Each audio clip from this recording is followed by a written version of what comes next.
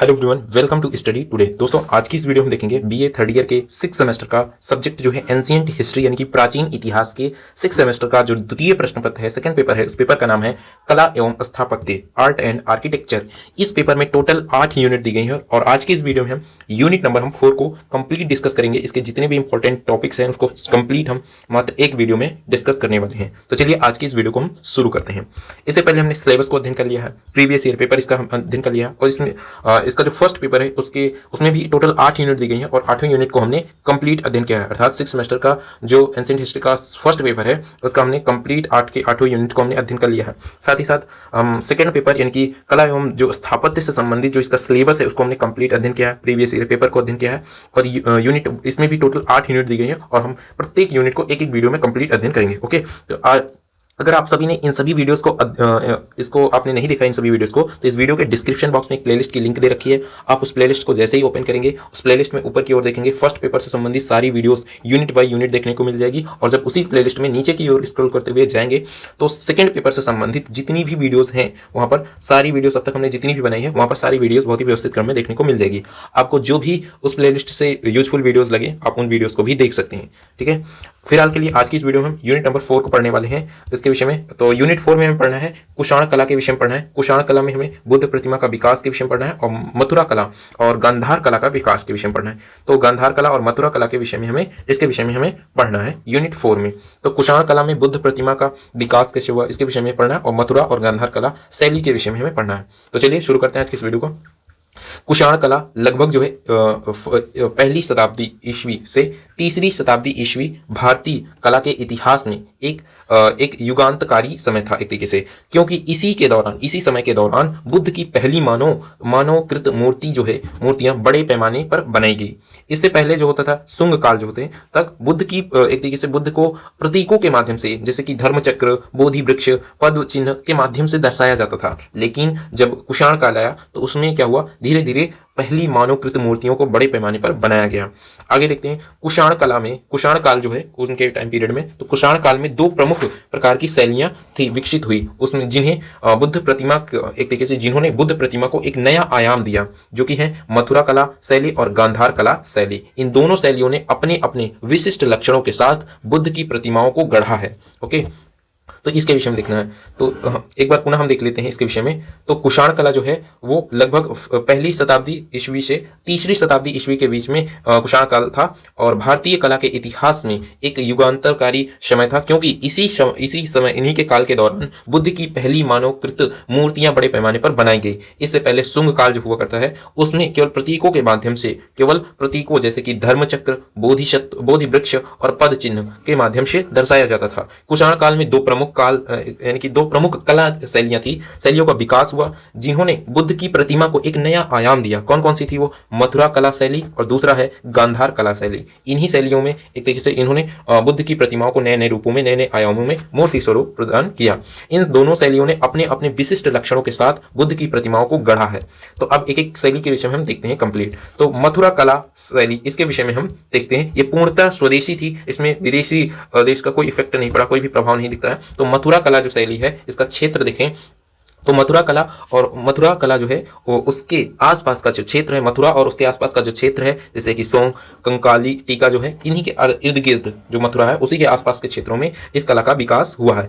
मुख्य विशेषताएं क्या है मथुरा कला की, तो उसके विषय में देखते हैं, ये काफी इंपॉर्टेंट है। तो जो प्रेरणा और स्वदेशीपन इसमें है दिखाई देता है मथुरा कला शैली में। मथुरा कला शैली पूर्णतः स्वदेशी है, इस पे इनकी पूर्णतः स्वदेशी है और इसकी जो प्रेरणा भारत की प्राचीन यक्षिणी प्रतिमाओं से मिलती है या किसी बाहरी प्रभाव से मुक्त थी, यानी कि ये पूर्ण रूप से मुक्त थी, बाहरी प्रभाव इस पर नहीं पड़ा है मथुरा कला शैली में। ठीक है, तो मथुरा कला शैली पूर्णतः स्वदेशी थी और इसकी प्रेरणा भारत की प्राचीनतम यक्षिणी प्रतिमाओं से मिलती है या किसी भी बाहरी प्रभाव से मुक्त रही है। आगे देखते हैं सामग्री इसमें क्या क्या लगता था। तो मूर्तियों के निर्माण के लिए चित्तीदार लाल बलुआ पत्थर का उपयोग किया जाता था उस समय। ठीक है, तो मूर्तियों का निर्माण कैसे होगा, तो उस समय मूर्तियों का निर्माण चित्तीदार लाल बलुआ पत्थर का उपयोग किया जाता था। आगे देखते हैं बुद्ध का स्वरूप।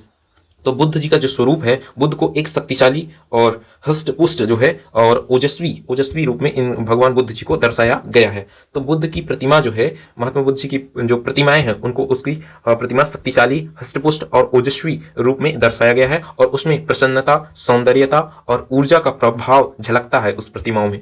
और सिर के बल, एक तरीके से सिर के बल छोटे और घुंघराले नहीं, यानी कि घुंघराले नहीं होते हैं। अक्सर मुंडा, यानी कि जो इसमें जो सर है उसमें छोटे बाल और घुंघराले नहीं होते हैं, उस पर क्या होता है, अक्सर मुंडा हुआ सिर या कहें तो और दाहिनी ओर मुड़ी हुई एक लट दिखाई देती है।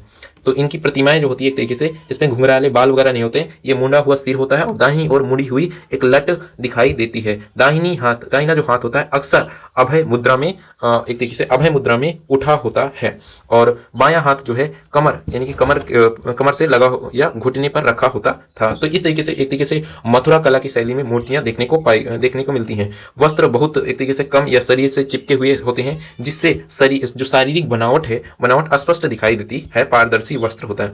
बुद्ध की मूर्तियों में सिर के पीछे एक सादा या बड़ा और गोल प्रभा मंडल या फिर आभा मंडल होता है, जो वो होता है जो अक्सर अलंकरण रहित होता है या उस पर कुछ साधारण नक्काशी भी होती थी। तो ये चीजें, इसमें ऊर्जा भावों के बीच का छोटा उभार होता है। इसमें ऊर्जा और इसमें उड़ना और एक तरीके से भौहों के बीच एक छोटा उभार जो है वो देखने को मिलता है और उष्णीय सिर के ऊपर जो घाट है या उभार है स्पष्ट दिखाई देता है। तो एक तरीके से इनकी जो प्रतिमा है, बुद्ध जी की प्रतिमा है, वो मथुरा शैली कला में किस तरीके से बनाई गई है उसी चीज की विशेषता यहाँ पर दिखाई गई है। तो उसमें शारीरिक बनावट झलक दिखाई देती है, एक तरीके से उसका ढांचा जो है भगवान बुद्ध जी का दिखाई देता है और बहुत ही सादा, और इनके जो एक तरीके से मस्त इनके सिर के पीछे जो होता है एक सादा बड़ा और गोल प्रभा मंडल, जैसे आभा मंडल होता है, वो अलंकरण रहित होता है, यानी कि उसमें साधारणता नक्काशी होती है बस वगैरह, तो वो चीजें प्रभा मंडल रखा जाता है। और आगे देखते हैं इसकी विषय वस्तु के विषय में देखते हैं। तो मथुरा कला में विषय वस्तु क्या है, तो मथुरा कला में न केवल बुद्ध बोधिसत्वों की मूर्तियां बनी बल्कि जैन तीर्थंकरों, हिंदू देवी देवताओं जैसे कि शिव, विष्णु, दुर्गा आदि जी की मूर्तियां बड़ी संख्या में बनाई गई, जो इसकी सर्वधर्म समभाव की प्रवृत्ति को दर्शाता है। तो मथुरा कला केवल एक ही धर्म को प्रमोट नहीं करता, उसमें हर धर्म की मूर्तियां देखने को मिलती हैं। तो मथुरा कला में जैन धर्म की मूर्तियां, हिंदू धर्म की देवी देवताओं की मूर्तियां जैसे कि शिव, विष्णु, दुर्गा जी की मूर्तियां भी बड़ी संख्या में देखने को उसमें संख्या में बनाई गई हैं। इसकी सर्वधर्म समभाव की प्रवृत्ति को दर्शाता है। इसमें जो भाव है उसके विषय में देखें तो बुद्ध की प्रतिमाओं में एक आत्मविश्वास और आत्मज्ञान का भाव स्पष्ट दिखाई देता है। ठीक है, तो ये इसके यानी हमने देखा मथुरा कला शैली के विषय में, हमने देखा इसके भाव, विषय वस्तु कैसे हैं, बुद्ध जी का स्वरूप कैसे दिखाई देता है। इसमें शरीर को शक्तिशाली, हष्टपुष्ट और ओजस्वी रूप में दर्शाया गया, प्रसन्न और सौंदर्य और ऊर्जा का भाव दर्शाया जाता है, इनकी मूर्तियों में झलकता है। सामग्री चित्तीदार लाल मिट्टी जो होती है, बलुई मिट्टी, पत्थर का इस्तेमाल करते हैं। प्रेरणा और स्वदेशी, तो पूर्णतः ये स्वदेशी थी और प्रेरणा भारत की प्राचीन यक्षिणी जो प्रतिमाएं हैं उनसे मिलती है, तो यह किसी तरीके से बाहरी चीजों से प्रभावित नहीं हुई है। आगे देखते हैं गांधार कला शैली, ये यूनानी रोमन प्रभाव से प्रभावित हुई है। तो क्षेत्र इसके विषय में देखते हैं तो उत्तर पश्चिम भारत, आधुनिक पाकिस्तान और अफगानिस्तान का गांधार जो क्षेत्र है वहां पर इस शैली को देखने को मिलता है। तो इसकी मुख्य विशेषताएं कौन कौन सी थी, तो प्रेरणा, विदेशी प्रभाव इसके देखते हैं। तो गांधार कला शैली जो है इसका यूनानी, हेलेनिस्टिक और रोमन कला का गहरा प्रभाव पड़ा था।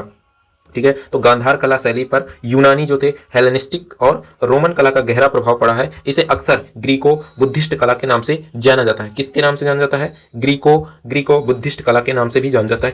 किस शैली को, गांधार कला शैली को। ठीक है, आगे हम देखते हैं सामग्री के विषय में। इसमें तो मूर्तियों के निर्माण के लिए इसमें नीले भूरे शिष्ट पत्थर और बाद में मिट्टी स्टक्को का उपयोग किया गया, यानी एक तरीके से मिट्टी का उपयोग किया गया। तो नीले भूरे शिष्ट पत्थरों का उपयोग किया गया। बुद्ध का स्वरूप अगर देखा जाए, बुद्ध जी का स्वरूप गांधार शैली में किस तरीके से देखा जाता है, तो बुद्ध को मानव रूप में दर्शाया गया है, लेकिन वे यूनानी देवी देवता अपोलो के समान सुंदर और सुगंधित, एक तरीके से सुंदर और सुगठित दिखते हैं। और उनके जो बाल हैं घुंघराले होते हैं और सिर के ऊपर एक जुड़ा जो उष्णीय होता है, तो जुड़ा एक तरीके से उनके सिर के ऊपर एक जुड़ा होता है। उनकी मूछें भी होती हैं एक तरीके से, उनकी आंखें आधी बंद होती हैं जो ध्यान की मुद्रा को दर्शाती हैं, और होंठ जो होते हैं भरे हुए होते हैं। वस्त्रों में गहरी और स्पष्ट सलवटें, ड्रेपरी जो होती हैं वो दिखती हैं, उसमें दिखाई देता है, यानी कि स्पष्ट एक तरीके से गहरी और स्पष्ट सलवटें जो होती हैं वो दिखाई देती हैं वस्त्रों की, जो शरीर को ढकती है और यथार्थवादी दिखती है। बुद्ध की प्रतिमाओं में सिर के पीछे एक अलंकृत प्रभामंडल भी होता था। इसमें इसमें ऊर्णा और उष्णीस प्रमुखता से दर्शाए जाते हैं। हाव भाव अधिक यथार्थवादी है और भावुक होते हैं। ये चीजें आगे हम देखते हैं। इस गांधार जो कला शैली है उस चीज की विषय वस्तु क्या है, तो गांधार कला मुख्य रूप से बौद्ध धर्म पर केंद्रित था, जिसमें बौद्ध और बोधिसत्वों के जीवन से संबंधित घटनाओं और जातक कथाओं का चित्रण किया गया है। भाव देखा जाए तो बुद्ध की प्रतिमाओं में एक आध्यात्मिक और शांत भाव होता है, जिसमें एक तरीके से भौतिकता की अपेक्षा गहन चिंतन पर जोर होता है। तो भाव में देखा जाए तो बुद्ध की प्रतिमाओं में एक आध्यात्मिक और शांत भाव होता है, जिसमें भौतिकता की अपेक्षा गहन चिंतन पर जोर देता जाता है। यानी कि इसमें जो एक तरीके से आध्यात्मिक और शांत भाव होता है एक तरीके से बुद्ध की प्रतिमाओं में, जिसमें भौतिकता की अपेक्षा गहन पर यानी कि चिंतन गहन आध्यात्मिक चीज पर ज्यादा जोर दिया गया है इन प्रतिमाओं पे। आगे हम देखते हैं कुषाण कला में बुद्ध प्रतिमा का विकास कैसे हुआ, इसके विषय में देखते हैं। तो कुषाण सम्राट जो है कनिष्क के शासन काल में, कुषाण सम्राट कनिष्क के शासन काल में बुद्ध धर्म की महायान शाखा को राजकीय संरक्षण मिला है एक तरीके से। किसके द्वारा? कनिष्क के शासन यानी कि सम्राट जो कुषाण सम्राट जो कनिष्क थे उनके शासन काल में बुद्ध प्रतिमा जो थी, बुद्ध धर्म जो था, बौद्ध धर्म था कि महायान शाखा जो है उसको एक तरीके से राजकीय संरक्षण मिला था, और जिस कारण से महायान बौद्ध धर्म में बुद्ध को एक देवता के रूप में पूजा जाने लगा। बौद्ध धर्म में बुद्ध भगवान को एक देवता के रूप में पूजा जाने लगा, जिससे उनकी मूर्ति पूजा का चलन बढ़ा, और इसी आवश्यकता ने मथुरा और गांधार कला शैलियों की बुद्ध की मानव प्रतिमाएं बनाने के लिए प्रेरित किया। यह बहस का विषय है कि बुद्ध की पहली मानव प्रतिमा किस शैली में बनी, लेकिन अब अधिकांश विद्वानों मानते हैं कि मथुरा में बुद्ध की मानव प्रतिमा का निर्माण गांधार से पहले हुआ है, गांधार शैली से पहले या फिर लगभग उसी समय शुरू हो गया था। तो ये चीजें हैं। तो इसके विषय में हम देखा, और किस चीज के विषय में हमने कुषाण काल में बुद्ध प्रतिमा का विकास कैसे हुआ, तो ये सारी चीजें हमने देखा। तो कुषाण काल में एक बार पुनः देख लेते हैं। तो इसको एक तरीके से बौद्ध धर्म को संरक्षण मिला था कनिष्क के शासनकाल, कनिष्क के द्वारा, तो जिस कारण से बहुत ही तेजी से विकसित हुआ, और महायान बौद्ध धर्म में बुद्ध को एक देवता के रूप में पूजा जाने लगा, जिससे कि मूर्ति पूजा का चलन प्रारंभ हो गया, और इसी आवश्यकता ने मथुरा और गांधार कला शैलियों का विकास किया और बुद्ध की मानव प्रतिमाएं बनाने के लिए प्रेरित किया। और यह बहस का विषय एक तरीके से है कि पहले जो है बुद्ध की पहली मानव प्रतिमा किस शैली में बनी, मथुरा शैली में या फिर गांधार शैली में, तो ये बहस का विषय है। लेकिन अब अधिकांश विद्वानों का यह मानते हैं कि मथुरा कला में ही बुद्ध की मानव प्रतिमा का निर्माण गांधार शैली से पहले लगभग उसी समय या फिर कहें उसी समय स्टार्ट हो गया था। तो ये चीजें हैं। आगे देखते हैं दोनों शैलियों का प्रभाव क्या था। तो कुषाण कला में ये दोनों शैलियां जो थी समांतर रूप से विकसित हुई हैं और एक दूसरे को प्रभावित भी करती रही हैं। जहां मथुरा कला भारतीय परंपरा की नींव पर खड़ी है, वहीं गांधार कला ने बाहरी प्रभावों को आत्मसात कर एक नई शैली का विकास किया है। इन दोनों शैलियों ने मिलकर भारतीय मूर्तिकला के इतिहास में एक नए युग की शुरुआत की, जिसने बाद की कला को गहरा तरीके से प्रभावित किया है। तो इस तरीके से हमने देखा दोनों शैलियों के प्रभाव जो थे, यानी कि कुषाण कला में दोनों शैलियां समांतर रूप से विकसित हुई एक ही समय में और एक दूसरे को प्रभावित भी करती रही हैं। और जहां मथुरा कला भारतीय परंपरा पर आधारित है, भारतीय परंपरा की नींव पर खड़ी है, वहीं गांधार कला जो है एक तरीके से वो बाहरी प्रभावों से आत्मसात एक नई शैली का विकास किया है। इन दोनों शैलियों ने मिलकर भारतीय मूर्ति कला के इतिहास में एक नए युग की शुरुआत की, जिसने बाद की कला को भी गहरा प्रभावित किया है। तो इस तरीके से हमने देखा यूनिट नंबर 4 को हमने कंप्लीट अध्ययन कर लिया है। यूनिट 4 में हमें क्या क्या पढ़ना था? गांधार शैली, मथुरा शैली और बुद्ध जी की प्रतिमा जो थी उसका विकास के विषय में हमें पढ़ना था। तो बुद्ध प्रतिमा का विकास, मथुरा कला और गांधार कला की विकास के विषय में पढ़ना था। तो हमने इस यूनिट में हमने सारे टॉपिक्स को कंप्लीट अध्ययन कर दिए हैं। ठीक है, तो आई होप दैट कि आपको यह वीडियो पसंद आई हो। अगर आपको यह वीडियो पसंद आई हो तो वीडियो को लाइक करें, चैनल पर पहली बार आए तो चैनल को जरूर सब्सक्राइब करें, अपने दोस्तों के पास इस वीडियो को जरूर शेयर करें ताकि उन्हें भी इस वीडियो से हेल्प हो सके। और हम जल्द ही मिलते हैं किसी नए वीडियो में किसी नए टॉपिक के साथ। तब तक के लिए जय हिंद, जय भारत।